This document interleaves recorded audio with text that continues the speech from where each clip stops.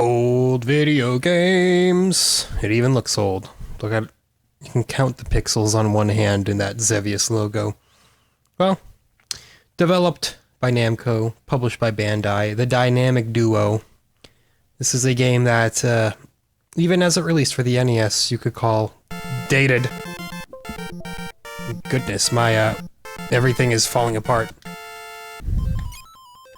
Alright, you've all heard this sound before. If you haven't heard the Xevious music, where have you been? So yeah, Xevious, renowned for, you know, having to pay attention to what's on the ground and what's in the air. And for shooting a lot of geometry, which is every shmup ever.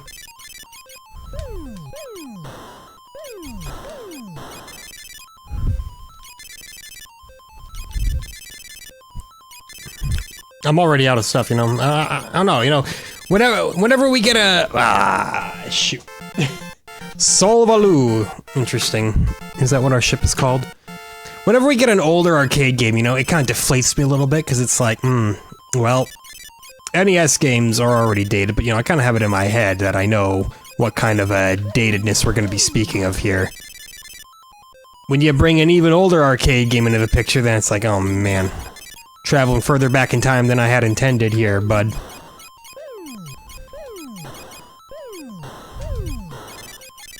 Okay, didn't die that time.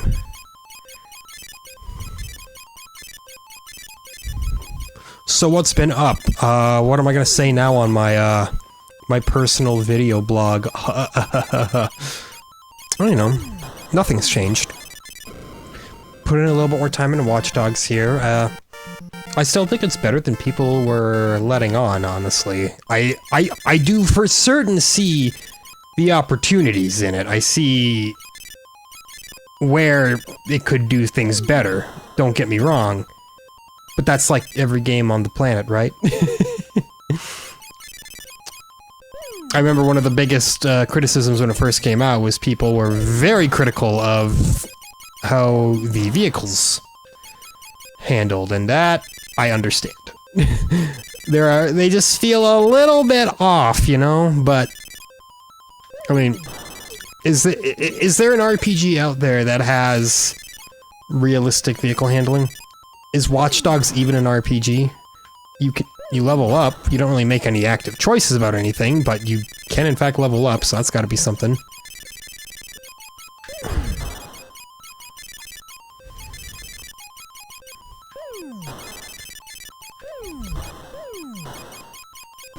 Aye, too many bullets. Alright, we've already game overed. We've already gamed over. Nah, this controller is not behaving well today. It's okay though.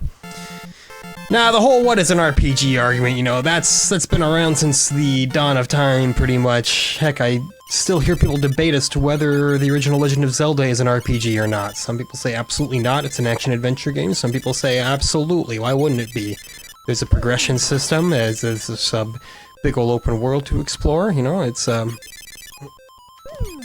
just because the only other RPGs at the time were, Dragon Warrior and Phantasy Star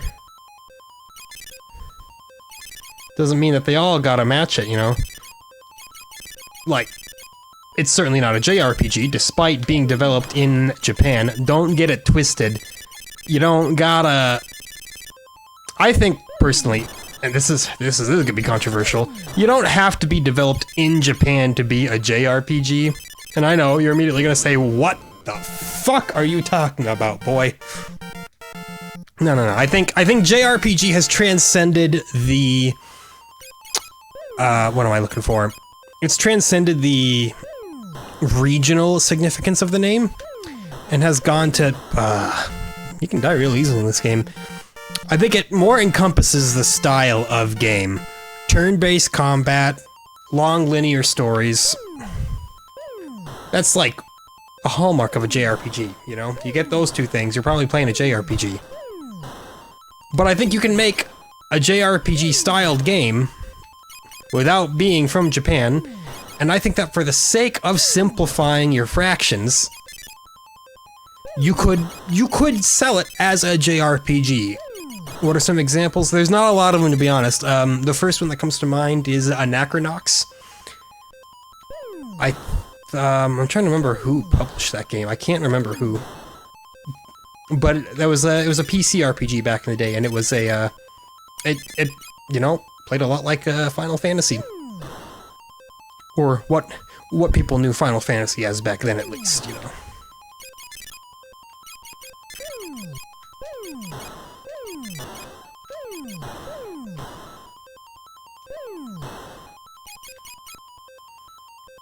If we can avoid getting shot, we can avoid getting shot. Look at that. I don't know if you can destroy these things or not. Probably not.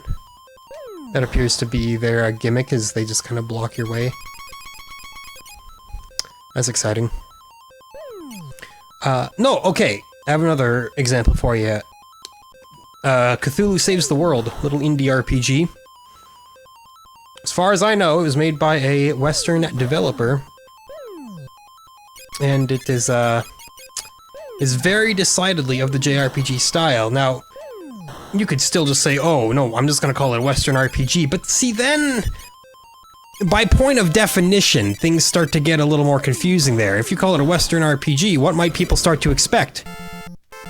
Maybe more of a Dragon Age, Skyrim kind of feeling, which is very much what the game is not. So, there are most certainly genres that have a specific, like, regional name. And it's not even just with video games. Look at wine.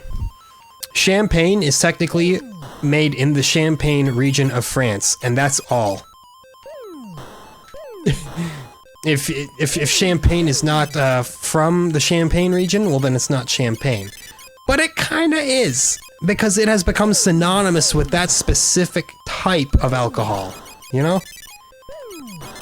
If you give someone a little bit of bubbly and they're like, oh, thanks for the champagne, you're like, oh, it's not champagne. Well, you're just being needlessly pedantic at that point, because as far as they're concerned, it's champagne. Or music as well. There's a subgenre of metal known as US power metal. It originated in the US, but wouldn't you know it, there are bands considered to be US power metal from European countries as well, because it doesn't just mean that's where it's from. No. A genre, it's gotta be something that describes the content of what you're indulging in. I firmly believe that, at least.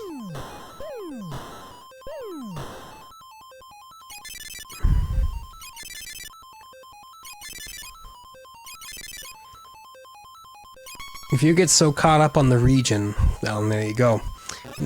And this is one that gets people even more riled up here.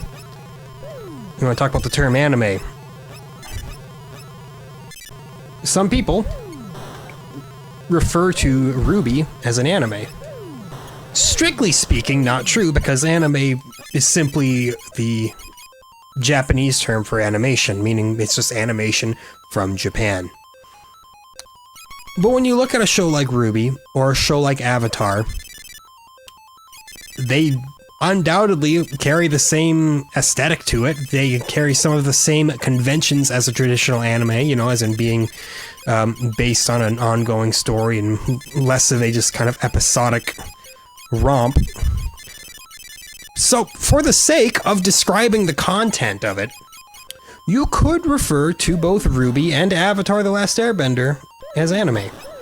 That's gonna make a lot of people very upset having to even hear those words. We're doing well, actually, here.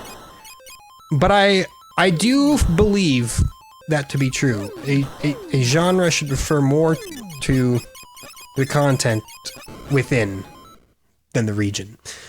But then you could also argue, oh, anime isn't a genre. Yes, it is. It's a genre of television. Just like a sitcom or a game show or a cartoon. And you're like, oh, couldn't you just call Panty and Stocking with Garter Belt a cartoon? Sure, why not? It's animated like a Western cartoon. It's got the same vibes as a Western cartoon. Just, you know, very adult-like, but I've said that before, I think, too, is, we got plenty of that here in the West. The adult cartoon is, like, its own media giant at this point, you know?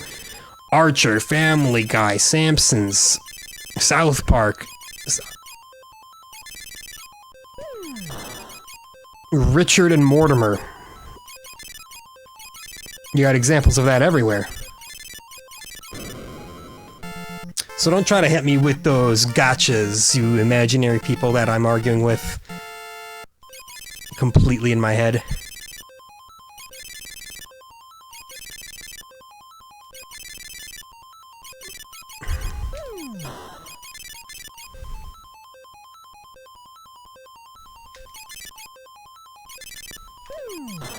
I mean, honestly, most Western cartoons are just like, webcomics. It's like, here's my template for the character. I'm just gonna add, one of 3 different faces, depending on the mood, and, we'll go from there. It is efficient. And that's not true. They're not all like that. I feel like that's maybe diminishing the role that the animators have, which is very rude of me.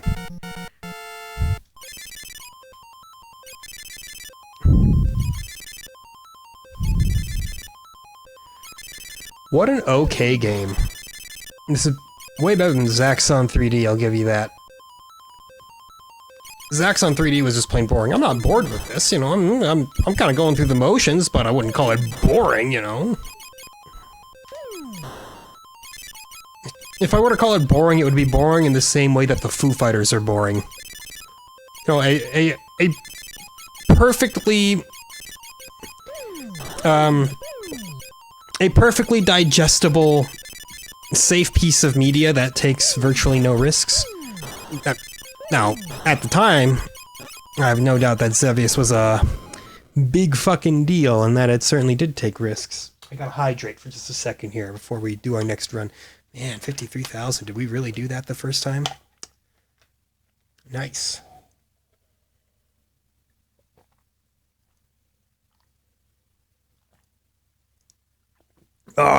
Vital hydration.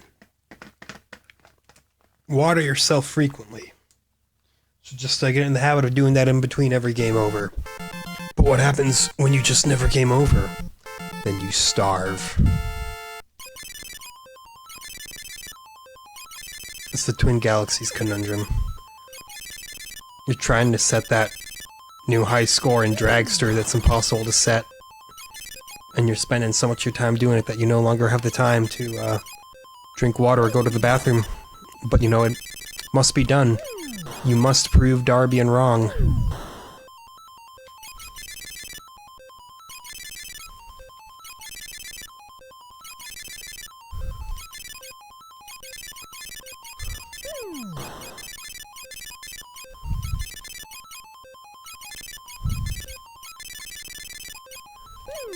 Shout out to Todd the Human Element Rogers. I love the fact that video games straight up have, like, heels. And not just, like, video games and the writing, but, like, the whole hobby. We got characters like Billy Mitchell and Todd Rogers who are just, you know, these skeevy fellas. These dastardly villains in the background. It's like, I think that's really funny, honestly. I mostly think it's funny because video games are a hobby that most everything, let's be real, is pretty inconsequential. Like, whenever there's a big video game controversy, I'm like, I'd rather have this than just about any other type of controversy that would actually have, you know, considerable meaning. When you're just looking at a video game controversy, it's like, oh no, piece of DLC wasn't that good and now people are mad. There's not a lot of stakes is what I'm saying. It's not like, oh, an entire, like, country's regime will topple as a result of this. I don't know, Poland might be in, dire straits if CD Projekt Red, doesn't get it together. Poland actually rely on CDPR for quite a bit of their gross domestic product, I would say. Not to the point where they're, you know, like, single-handedly keeping the country afloat or anything or anything like that. Nothing that extreme, but from what I know, the actual government of Poland has offered CDPR some pretty gracious grants to ensure that their games come out as financially viable as possible. It's like, huh, well, that's fairly neat, isn't it? If you don't think that's neat, then you have lost all of your wonderment in the world. You tell child me that, hey, in the future, governments will pay video game developers to make games even better. And I'd be like, no way, man!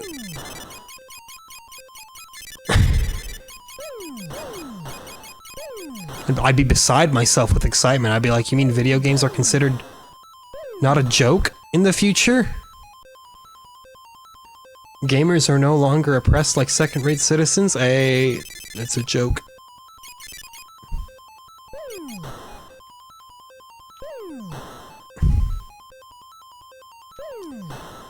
It's a great little ditty, but boy, it really does just kind of keep going, doesn't it? You get this tiny little bit of wild zoomer music, and then that's it.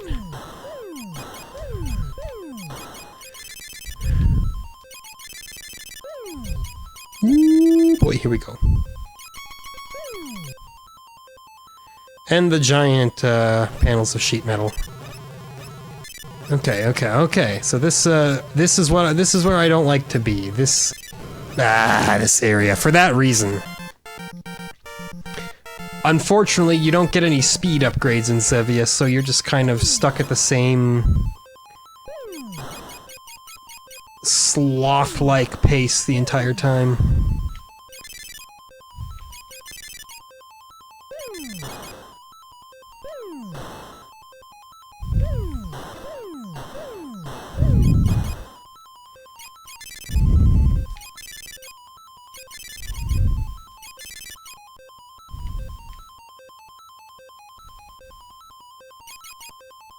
Now I'm like trying to pick out the individual notes that are appearing in this Xevious music here.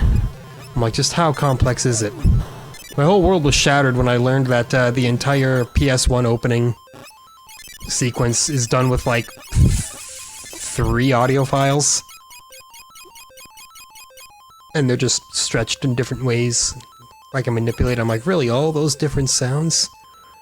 Done with just 3 audio samples? There's a real cool video someone did on it on the YouTubes here. I don't remember what it was called. But I'm sure with a little bit of due diligence you could find it. It was a neat little watch. It was a neat watch if you're into like the technical backdrop of things. If you're more of a, hey, just give me the video games, well then maybe you wouldn't find it so enticing.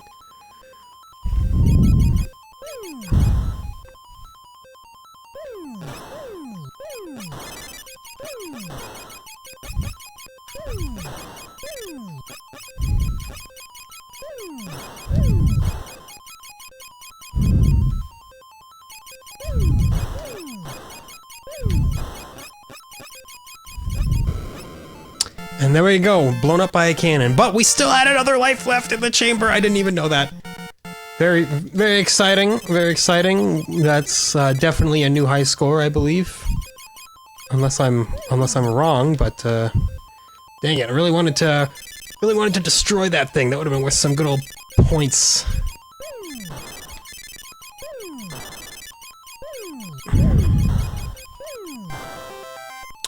It's an extra life right there. Oh, good thing we got an extra life, right? Solvaloo. 63,000 points. See, doing better and better. I don't know if Xevious has an ending. You know, like I'm looking at, there are a lot of shmups. They do have a definitive ending. They have a final stage, and then they start looping and all that there. I don't even know if that's the case with Xevious. Like, I'm not sure if any of it's procedurally generated or what, because you know things look so different and yet so the same. Oh, wow. Well, would have loved to have destroyed that little base for points, but managing to avoid it was honestly way more than I had hoped to accomplish. 72,000.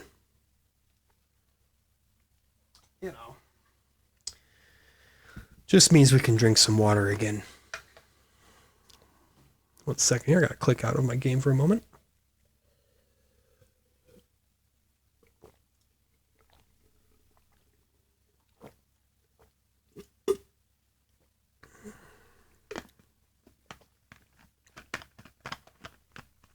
Okay.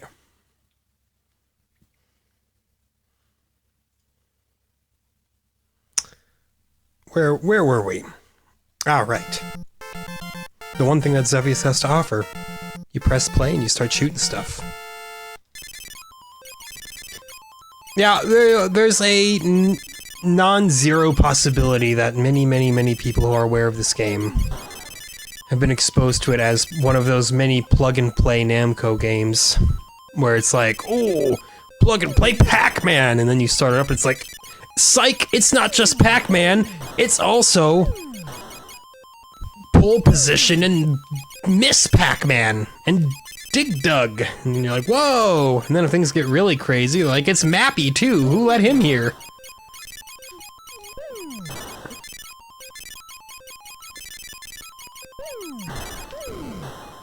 Dang, man. It is very hard to dodge the bullets, because you're so slow. You being me, of course.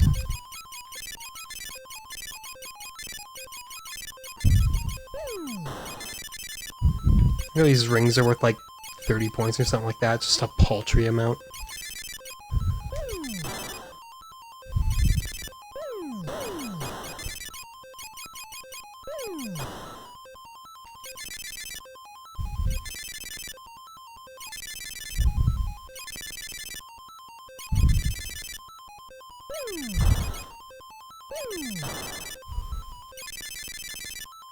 You just kind of hit a trance, you know? You hit the general, pattern, and then you just keep that up until you inevitably die. You know, it makes me wonder what the highest score for Xevious is. You know, speedruns have become so chic and all that, I know, chic speedruns, it's a word. People don't really, pay much attention to high scores anymore. Mostly because, you know, high scores as a concept have simply fallen out of the video game spectrum with time. Not like people are like, oh dang, you hear that this dude got a new high score in Robotron? I'm like, whoa man, really? Robotron's a great game, I'm not trying to knock it.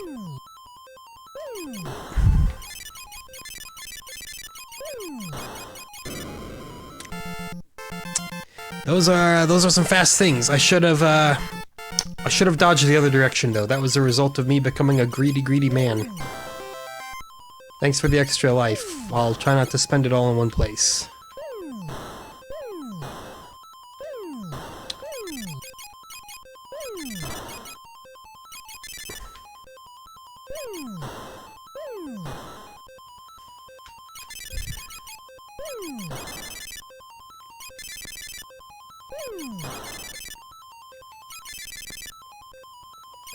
Oh, sorry, I had kind of a... You know, like that feeling when, like... I don't even know how to describe it. You kind of feel like you got something, like, buried in your chest and you're trying to, like, get rid of it. Not like you have to burp, but, you know, kind of same general kind of feeling, and it's just kind of, you're just kind of silent for that duration. That's what that was right there. It's the only way that I can apologize for having the audacity to be quiet for a moment.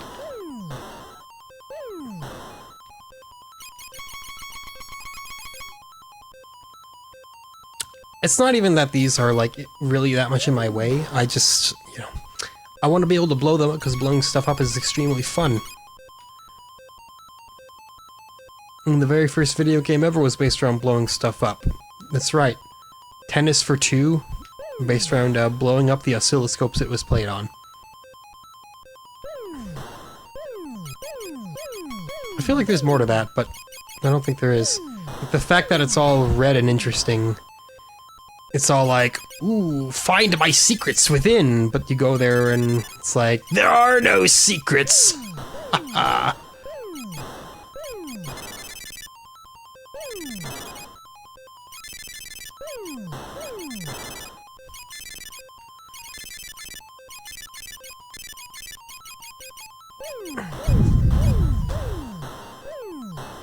Look at that rapid fire bombing run there.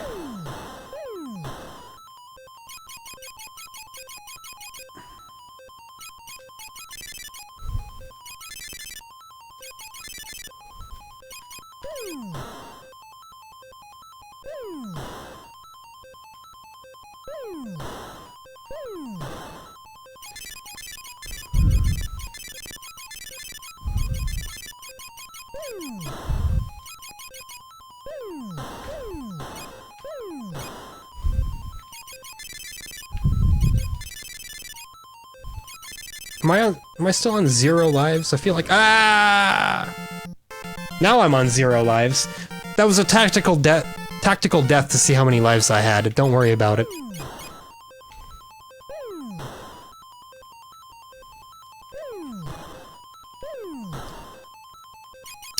Every now and then when I'm in bed, I always tend to watch anime right before bed. I lay down, put my wireless earbuds in, and watch a few episodes generally, but every now and then I fall asleep while watching it, and then I wake up and my wireless earbuds are nowhere to be found. I'm like, oh no, where did they go? And then I do a manic search all around my bedroom to see where they could have flown off to in the middle of the night. What does that have to do with anything? Don't know, man. I'm just filling dead air is all I'm doing. By giving you tales from the crypt. We can reach 60,000 again. I don't think that'll be a problem. Just get all these pieces of sheet metal away from me. There we go. It's another extra life, which I immediately burned. I got severely outplayed by that lone ship. Thought it was gonna shoot in the direction that I was moving, but no, it intercepted me from behind. I thought, you giant jerk.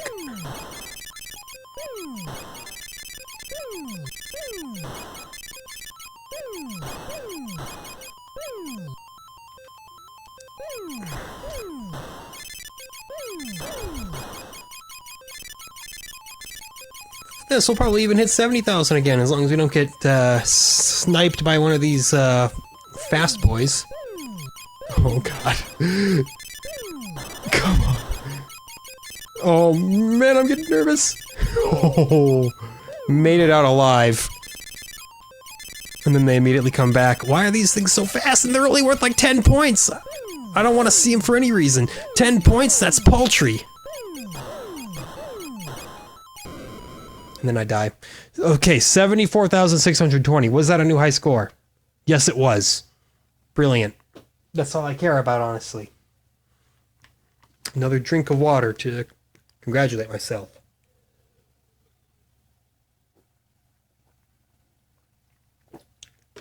You just gotta be smarter. Know when to hang back. You don't have to go for every single kill if it means losing a ship.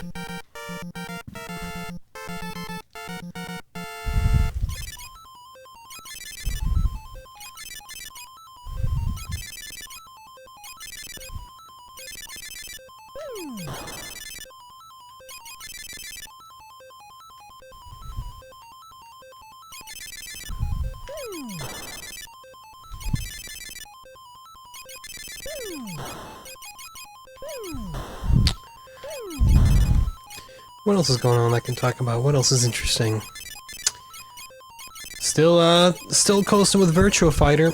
When it comes to fighting games, I don't know if I've mentioned this before, but you know, in the course of all these 60-minute videos, I can probably get away with saying things multiple times. No one's gonna notice.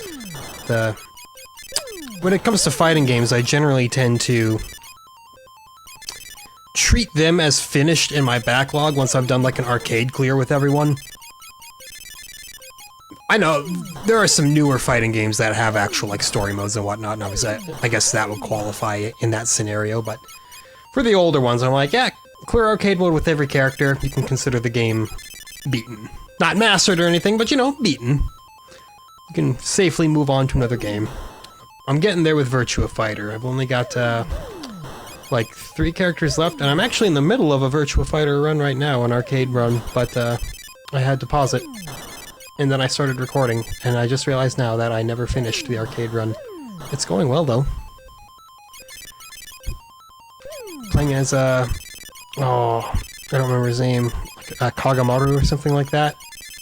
He's the ninja guy. Got a real fun moveset. He's a very, very fast fighter.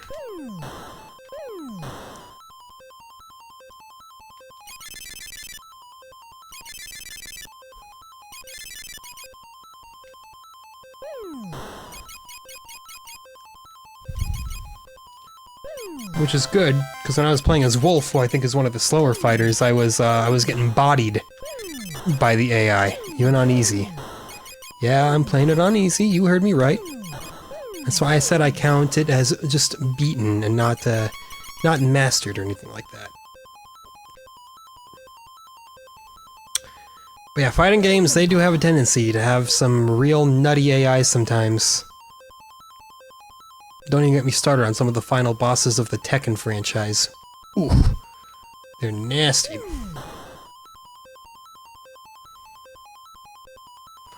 I think it was like, was it Tekken 4 maybe? Or Tekken Tag Tournament 2? I don't remember. It was one of the PS2 Tekken games, and I remember the final boss, I was playing it at a friend's house, so I wasn't really familiar with the game. But the final boss of the arcade mode had this, like, giant laser attack that you had to do, like, a sidestep dodge where you, like, step, like, towards or away from the screen. And Tekken works on a 2D plane, so I didn't really know that that was a thing. So I just kept getting absolutely bodied by this giant laser every time, and I was like, okay, you just have to, like, DPS rush him? Didn't find out until literally years later when people were talking about it that there's a, side dodge like that. I was like, well... That's just great. How was I supposed to know that? Probably by reading the manual, kid. You think I would dare be lame enough to read the manual in front of my friends? That seemed odd. Like, the hitbox there. I can complain as much as I want. Fact of the matter is, it's a death, and all deaths are my fault, so...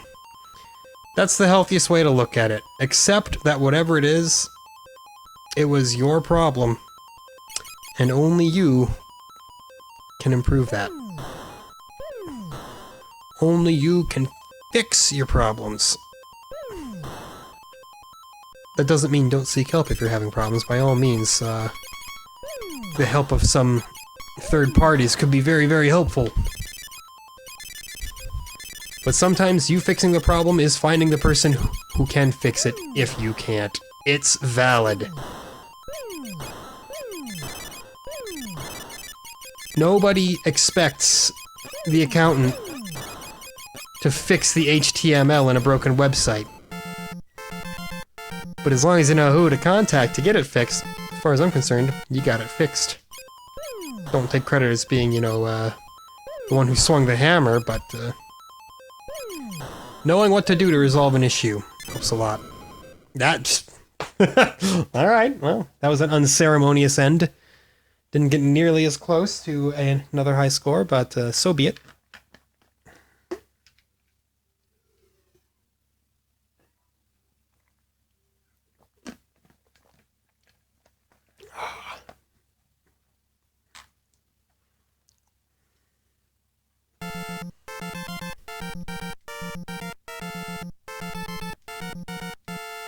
Like the kind of minor key hit at the end. Just a little bit sinister while still being playful.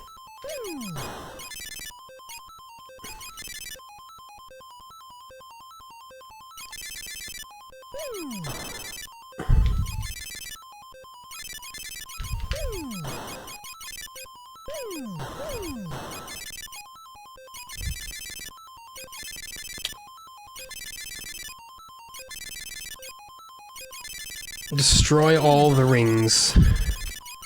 Do this and you too shall achieve some points. Ah, that was real dumb. Again, shoulda hung a left there. Just gotta improve those reflexes, man.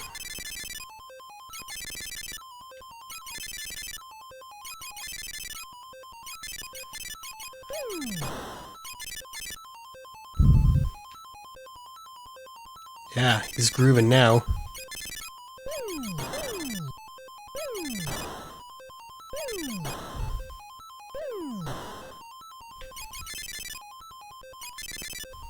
Let's try to not die anymore, right?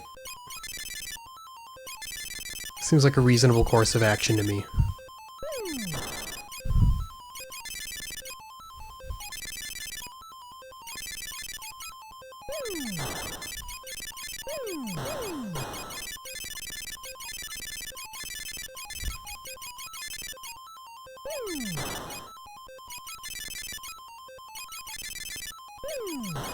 A terrible thing happened today. I was browsing the internet casually, and I came across the Wikipedia entry for shock sites. You know what I'm talking about, the mid-2000s, when the internet was still kind of a wild west of nonsense, and you'd stumble upon websites with fairly innocuous link titles. You'd click on them, and boom, all of a sudden, hey, that's an inverted penis, or something bizarre like that in your face, usually with some goofy music playing over it, and it'd make it as difficult to click out as possible, stuff like that.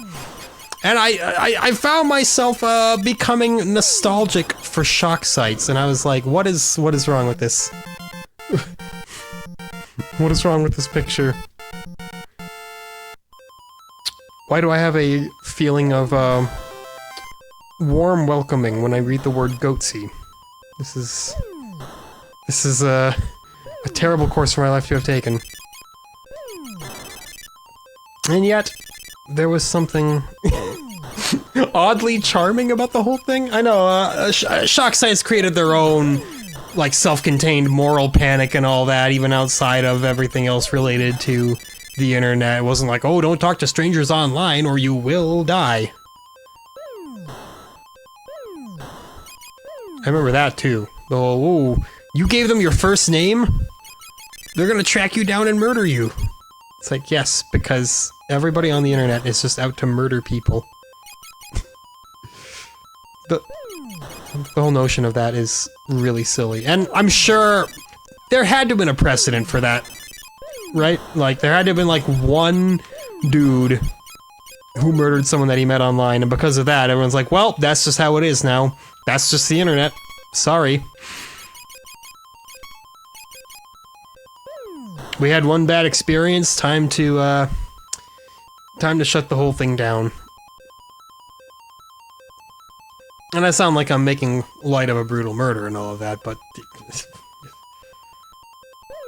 you know, maybe I am. No. Obviously, when those kinds of things do happen, it makes you real a little bit. You're like, what is going on right now? Why are people so messed up?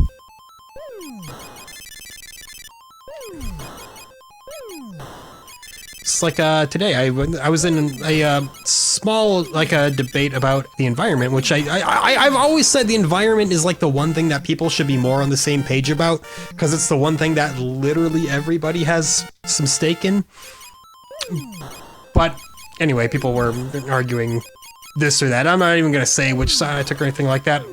I'll just say, someone, decided that the most brilliant course of action would be to, refer to me as it, because I'm a liberal. Because, you know, apparently liberals don't have standard pronouns ever.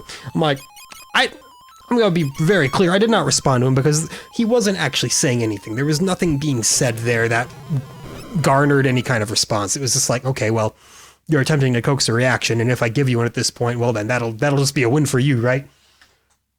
But in my head, I was like, that's so many assumptions made right there. Like, let's look at the word liberal. If I tell you everything else I believe, do you think it applies? Probably not, but that's just people for you. You know, when people feel cornered about something, they'll just start attacking you. That's gotta be a very primal leftover from our good old monkey days. I think I'm becoming more and more on board with the concept of, returning to monkey. as time goes on. I'm like, maybe those pure-blooded, like, libertarians are onto something. Maybe we should just devolve back to our, simian days.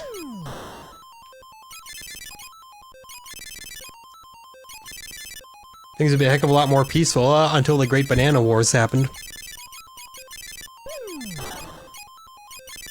Yeah, monkeys fight too. It's true. Every animal fights. Mostly for territory and whatnot. We fight too. Problem is, we generally tend to make a much bigger mess of things when we fight. As far as I know, no species of ant has ever managed to develop a nuclear bomb.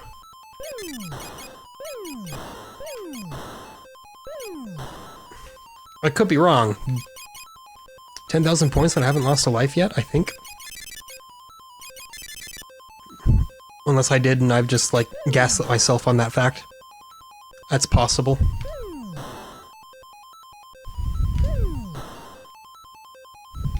Oh, look. Your cursor flashes when you're good to bomb something. Didn't even notice! Because if you stay on something for long enough for it to start flashing, you probably should have dropped your bomb a long time ago. Just a hunch.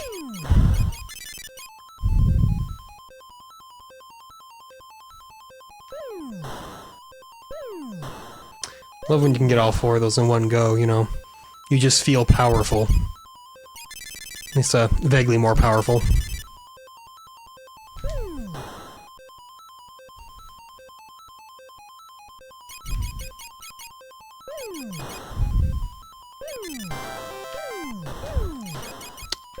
Every game, you know, it's always the best feeling when you get an extra life. How am I alive? How did I dodge all that? I should be dead. I should be down one stock at this point. Let it never be said that I've never made a sweet move in an arcade game before.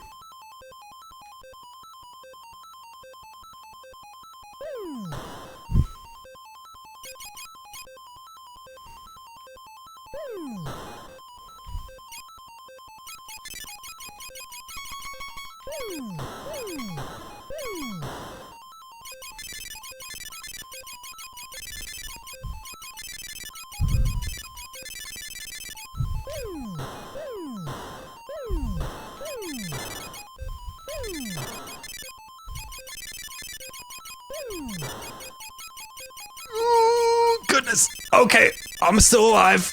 Had to really dial in for a second there. You know, full.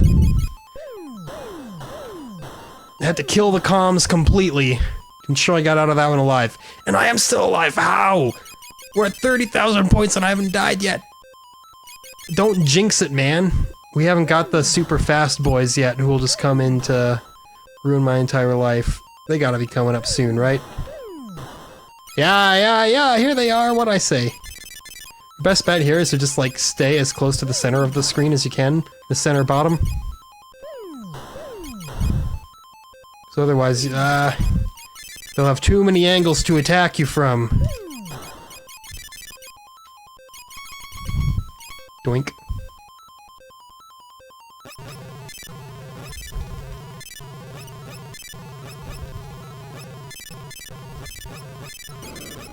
That's bad. We finally died. I didn't want to die at all. Why must the good die young? We gotta make it past that big ol' screaming fortress. At least with Xevious, you're not screwed when you die because there's no power-up system. You know, it kind of takes away a bit of the dynamic nature of a shoot-'em-up, but, you gotta forgive it. This predates the power-up system.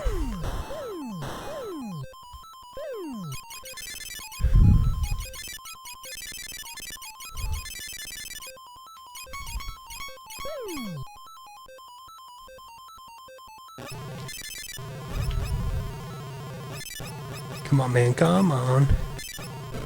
Ah, shoot. I don't wanna let it all go right here, you know? It was feeling like such a good attempt.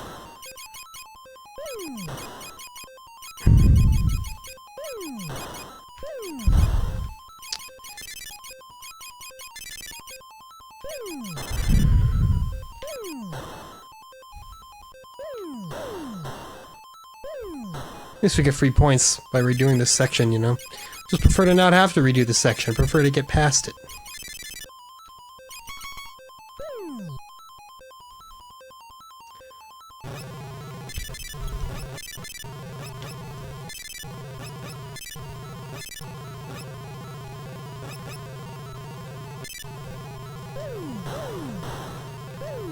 And there you go. It took a few attempts, would have preferred to do that would have preferred to do that the first time, but oh well.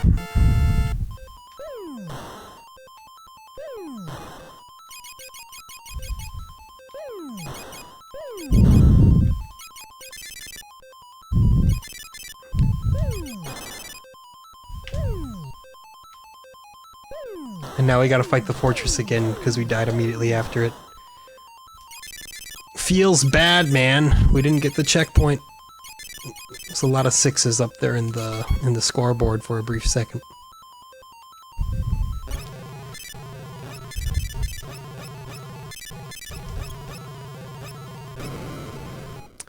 Those little black cannonballs that keep blowing up in my face. Those... I think I have to just survive that onslaught and kind of stay back a little bit first.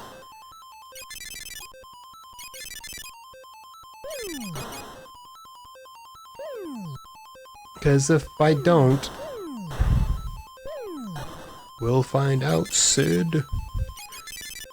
We toys see everything. Ah, Toy Story, what a classic. How topical.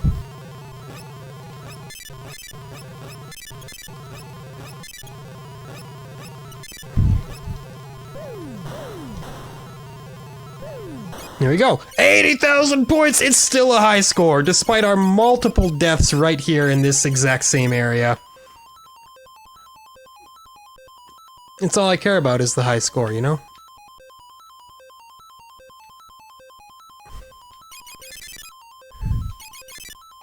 What else is there to care about? There's no princess to save. There's no money to make. Just me and several thousand integers. If you're really good, several millions of integers.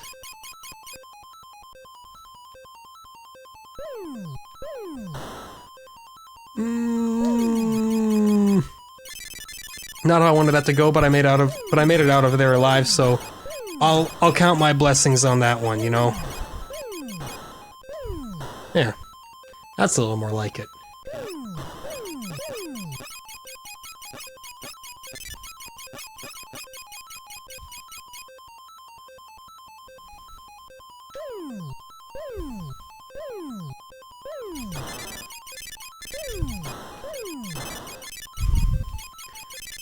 Destroy the Gears of War. That's exactly where that name came from.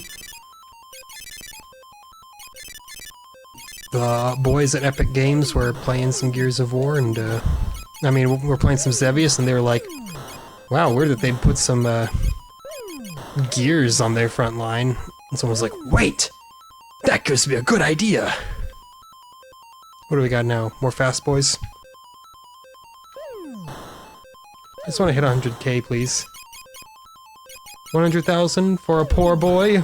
There we go. 6 digits, I'll consider it a win. We beat Xevious, congratulations, nothing else to see.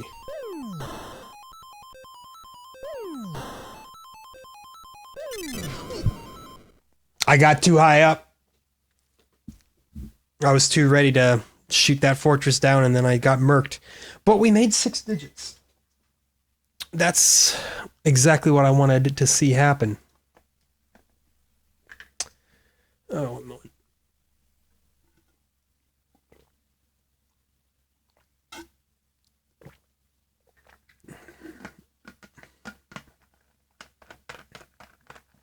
Oh, water myself a little bit more. Ah, there we go. Type in the cheat codes that you don't get to see on your side there. Solvalu. Still don't know what that means. We're not getting higher than that score, by the way. I'm just glad I hit 6 digits. It's probably child's play to the more hardcore Xevious players out there, if they exist. But I got no problem with it. Yeah, this is it's an alright game. Again, way better than Zaxxon 3D, way more fun. More playable. Again, shmups, they work better with a more basic perspective. It was a noble attempt from Sega on that one, but it didn't pan out. Neither did that life.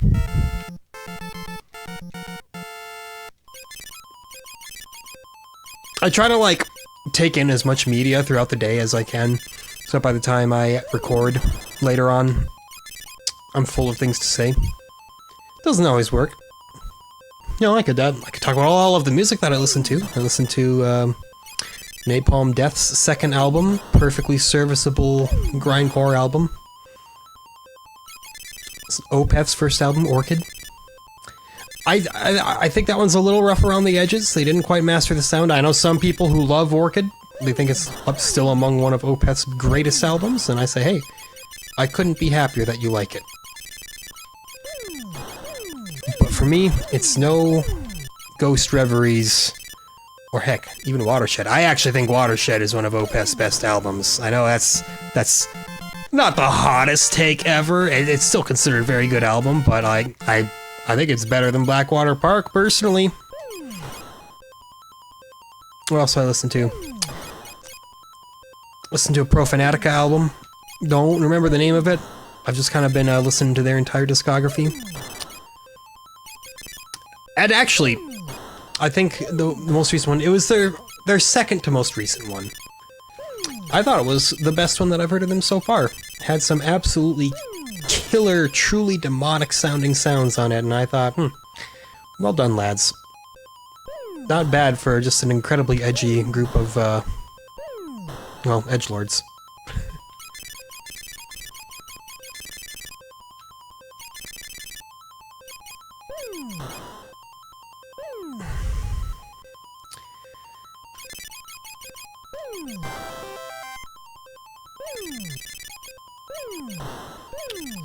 I also listened to a Serpent Column album. That's one I don't expect a ton of people to recognize. They're kind of like a blend of black metal and mathcore. The end result is an incredibly chaotic kind of sound. Think like Mgwa meets Converge or something like that. If that means anything to you. Did you listen to any non-metal today? Of course not. What do you think I am? Actually, this wasn't today, but I did listen to a Jizza album yesterday. It was not Liquid Swords, you know. Everyone knows Liquid Swords. I've been getting into some more deep cuts by artists, you know. I feel like so many artists, they put effort into a lot of albums that just don't get heard by like 90% of people. 90% is a little harsh, you know. I'm sure that the fans still tend to hear it, but the general public, you know. Ouch. What's up?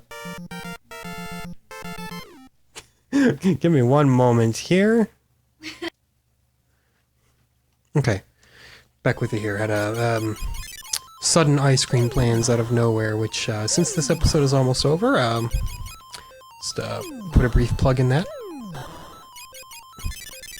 And as soon as I resolve this episode, I shall go off to retrieve ice cream with my wife.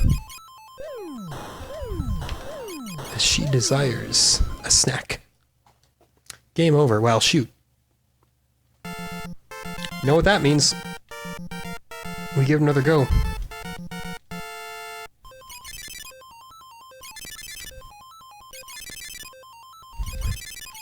Lol, 420. Probably up 69-0. We've hit that point, you know, it's lowest common denominator levels.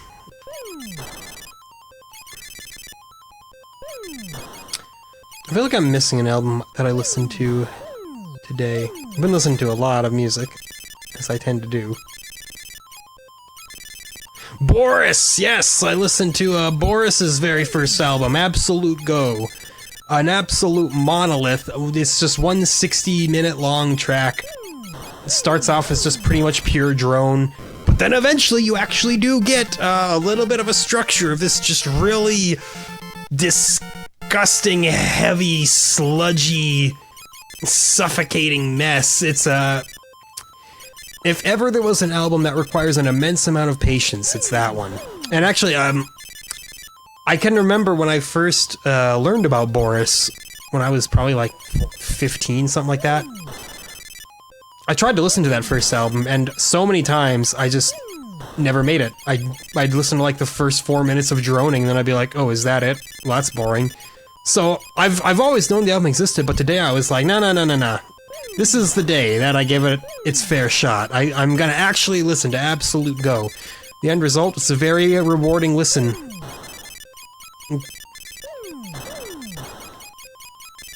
As long as you can, you know, stomach just some very oppressing, long-winded soundscapes. To call it a song is almost selling it short. Nah, Boris are a great band. Don't know why it took me so long to remember that's who I was listening to, but...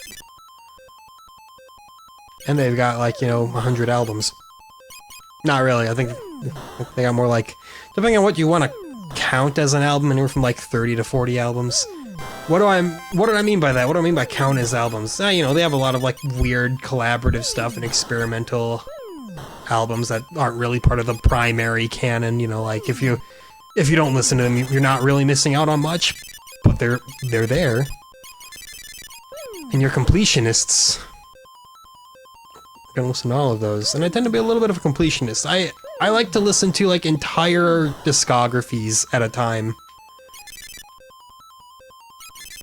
Sometimes it's easy. Sometimes you find a band they have like 2 albums, and you're like, simple.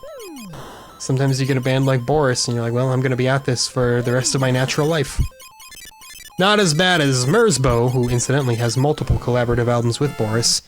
But no, my point is, you should listen to Boris. I'd recommend their albums Pink, Feedbacker, and Heavy Rocks. Probably your best bet for just kind of getting into them initially. Yeah, go stream Boris. Not all their stuff is on Spotify, but what isn't there I'm sure you can find on YouTube. You can find any music on YouTube, it's honestly insane. Like, I wish there was as much music uploaded on YouTube now. I mean, I wish that there was as much uploaded on YouTube when I was a kid as there is now. Because, man, I never would have been starved for any kind of music. The Fast Boys got me. Yeah, I'm just so jazzed talking about all this music now, you know? I'm not even paying attention to Xevious anymore. That's secondary. We brought up Boris, now it's all about Boris.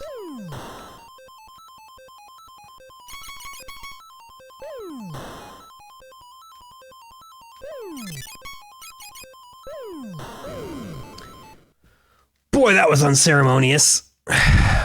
Is it even worth starting another game? Yeah. I don't like to cut it short a full minute early, so, you know, we'll shoot a few more rings, I guess. Just, at this point, it really is just for the sake of, you know, stretching out that video time, which, really means nothing, because it's not like I'm monetized, it's not like I'm getting picked up by the algorithm, there's no need. But it's the principle of it, damn it! I said 60 minutes. You're getting 60 minutes, even though by the time I would finish talking about the game, I could probably squeeze a minute out of that. Don't matter.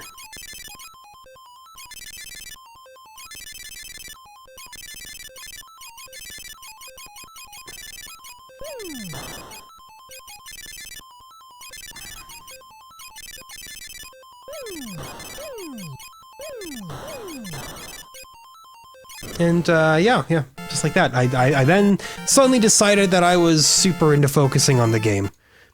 But that's time. That's all the time that we get with Xevious. Well, thanks, Bandai Namco. That is a classic, isn't it? Yeah, I know. I said I wasn't so jazzed for it. Yeah, it's not the most exciting release ever, but it's still a perfectly serviceable game to this day. That marks the end of September 1988, honestly, and geez, that was actually a pretty good month, if I dare say so myself. Oh man, I don't know, man. Okay. Of all the September 1988 games, from worst to best, we'll do worst to best this time. Milon's Secret Castle at the bottom, for sure. That was maybe the only game that I played that I thought was outright kind of bad.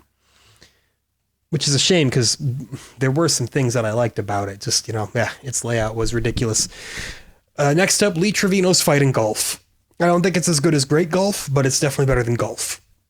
There you go. Above Lee Trevino's Fighting Golf, Wheel of Fortune. A good game show adaptation, just for a game show that doesn't quite lend itself to video game format as well as some others may. More on that later. Above that is Adventure Island. Again, it's Wonder Boy, but I think it is just the inferior version of Wonder Boy. The lack of continues is a little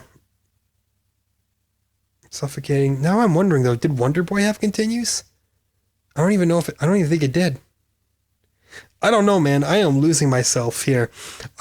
Adventure Island didn't click with me like Wonder Boy clicked with me. Wonder Boy, I think, is still one of the best Master System releases so far, but I don't know. Adventure Island, there was just something about it that didn't have the same spark. Xevious above Adventure Island, it's a classic. Kind of a piddling affair, but kept me engaged enough for an hour, so what else can you ask for? Above Xevious is Galaga, again. Pretty much the same boat as Xevious, very similar in quality, an all-time classic, dated for the time, whatever. Above Galaga was Jeopardy. I know how ridiculous it sounds ranking Jeopardy above games like Galaga and Xevious and Adventure Island even. Trust me, I know, but I really, really enjoyed it. It was a great adaptation of a great game show. Above Jeopardy was Golgo 13 Top Secret Mission, a game I had absolutely no expectations for, but wound up being honestly kind of an achievement on the NES in a lot of ways, so that one was cool. Above that was Jackal, which again exceeded all expectations. I had no expectations, and I came out experiencing a game that I thought was actually incredibly fun to play. And above Jackal, the best game of the month, I thought, was Life Force. It's basically Gradius. It's like, here, it's Gradius, but it's more of it. And that doesn't mean that it has more content than Gradius, but it's just more Gradius. And Gradius, I still think, is one of the absolute best games on the system so far as well. So yeah, actually, September 1988, an absolutely rock solid month. Like, you were feasting for the NES that month. There was no shortage of good stuff to play. We'll go into October 1988 with 1943, the Battle of Midway. If you remember 1942, don't worry. This game is exponentially better in every single way. I'm excited for it. We're going to get on that, but we got a Master System episode tomorrow. Tomorrow is still going to be slated for Rescue Mission on the Master System, unless I get jebaited and it's a light gun game, in which case we'll play something else, but we'll get to that when we come to it. Either way, thank you very much for watching as always. We'll catch you next time.